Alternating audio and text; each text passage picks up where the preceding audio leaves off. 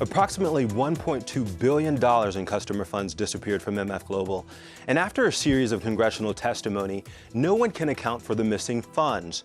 This has had a profound impact on farmers, ranchers, and other folks who invested with MF Global.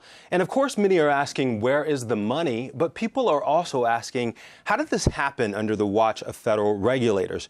Joining us to answer that question and many more on the topic is James Keneally, a partner at Kelley Drye who focuses on white-collar crime and investigations. Welcome, Jim. Thank you for joining us today. Thank you for having me today. So in terms of regulators, who were the cast of characters, so to speak, who were responsible for and involved in the regulation of MF Global?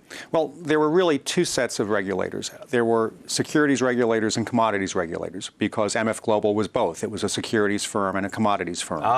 So on the securities side, you obviously have the SEC, but you also have what are called SROs. You have FINRA, and you also have the SIBO, which was, as I understand it, the SRO, self-regulatory organization, that was most responsible for overseeing MF Global on the ground, if you will.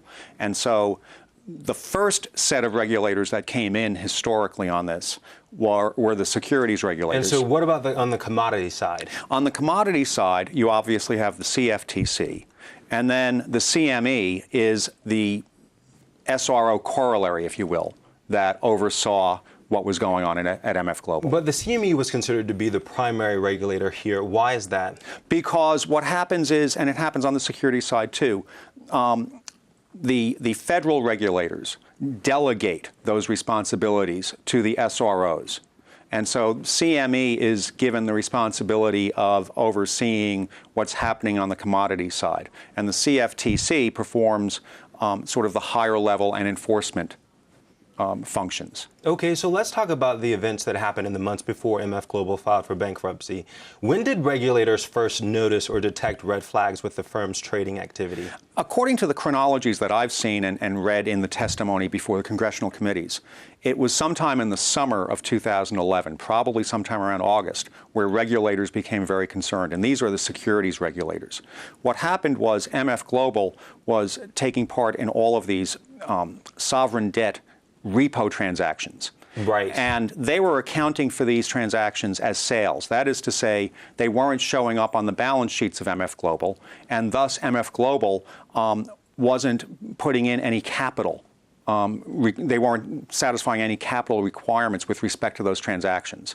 When they disclosed these transactions, basically in one or two line messages in their securities filings.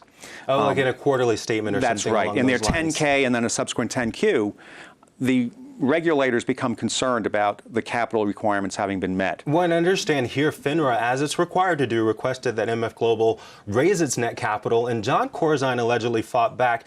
And didn't he actually bypass FINRA on this issue and head directly to the SEC? I'm not sure that he bypassed them, but there were discussions with FINRA, and then he took it upstairs to the SEC. Okay. And they had discussions with the SEC. The SEC backed FINRA up. Yeah, I think this is one example of when there was regulatory coordination and exchange of information between the SEC and FINRA, because they stood in agreement, like you said. But, and there's always a but here, do we know whether or not the CFTC or any other agency became aware of the capital reserves concern? We don't, although I would note that in the testimony of the CFTC and CME personnel who have testified before the congressional committees, they don't indicate that they were aware of this going on in the summer. Well, I mean, is it even clear when the CFTC became aware of MF Global's sovereign debt positions? It sounds to me as if the commodities regulators became aware of it much later on in time, much closer to the filing for bankruptcy, because the CME gets involved basically in the last week before the bankruptcy filing. Okay, so let's talk about the days leading up to the bankruptcy of MF Global. This is after Moody's downgrade, and it's also after the firm recorded a loss at this time of $186 million. Were regulators coordinated in their initial investigation of MF Global? Well, if you're asking were the securities and commodities regulators coordinated with one another, I'm not so sure. Okay. It's unclear that ever happened. Certainly what happened once the downgrade occurred was that the CME stepped in right away. And they stepped in and started looking through the liquidity situation of MF Global. And then as part of that investigation, they sent auditors out to Chicago to then check on the integrity of the segregated funds.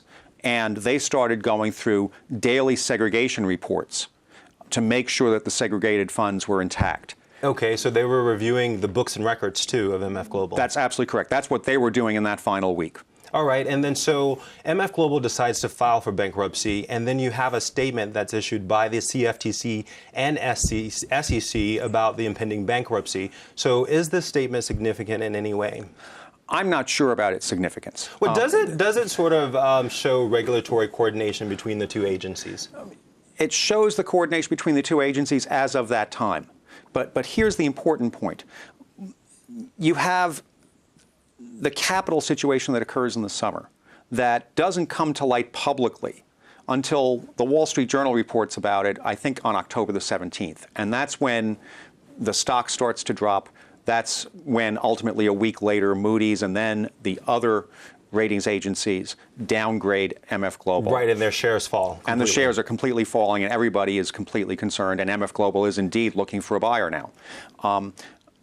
The question that is in my mind is, if the commodities regulators had been made aware in the summer of the capital requirement problem, would they have then stepped in and examined MF Global's liquidity situation then? Exactly, and that's why the question, that I posed to you in terms of whether or not they knew, I think that's an important one. That's right. It's a very important one.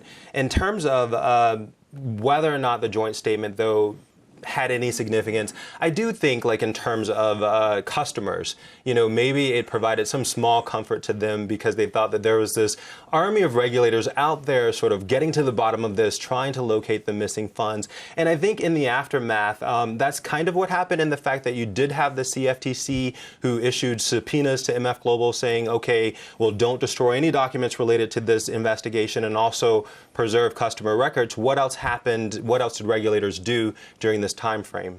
Well, I think the regulators were working very closely with the bankruptcy trustee once he was appointed, and that happened the first day of the bankruptcy filing.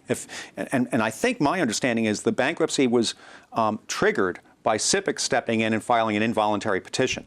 Yes, and even in the statement, too, I think that's another reason why the statement itself was significant, because it did say that this was going to be a SIPC-led litigation. That's right. Liquidation. That's right. And so they were working closely with the trustee, and in fact, I think the CME stepped in immediately and said that they would provide guarantees as to customer funds, too, to reassure customers. Absolutely. CME also stripped the MF Global traders of their security clearance at the same time. That's correct. Well, and then I have to say the FBI actually got involved in this, too. They said that they were going to launch an investigation to determine whether or not there's any criminal liability here. And so it does seem during this period of time that folks were sort of working together in a coordinated fashion. But another but. There's another but there.